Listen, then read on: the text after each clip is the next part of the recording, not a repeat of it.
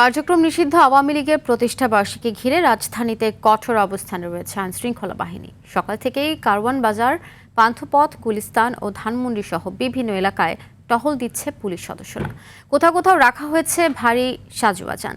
DMP জানিয়েছে ঢাকার ২০০টি spot ঘিরে বিশেষ সতর্কতায় রয়েছে প্রশাসন। মোতায়েন করা হয়েছে ১৮,০০০ পুলিশ সদস্য।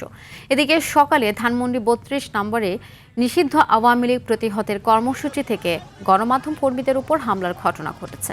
সাংবাদিকদের দাবি, হামলাকারীরা জামায়াতের স্থানীয় নেতাকর্মী ছিলেন।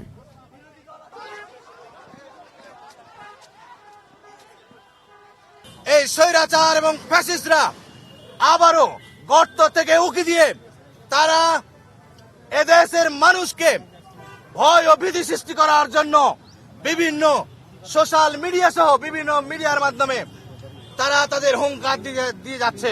বাংলাদেশে জামাত ইসলামী, ইসলামী ছাত্র শিবির এবং আজকে বলে রাখি মহিলা জামাত ছাত্রী সংস্থা সহ যারা আছে এরা জীবিত থাকতে বাংলাদেশে আওয়ামী লীগের পুনর্বাসন হতে দেব না। এক পর্যায়ে হাতাহাতি শুরু হলো। হাতাহাতি শুরু হওয়ার পর দৈনিক সকালের একজন সাংবাদিক আছে, তাকে মেরে পুরোপুরি রক্তাক্ত করছে, একদম নাক টাক ফাটিয়ে তার সারা শরীর দিয়ে নাক দিয়ে ব্লাড পড়ছে এবং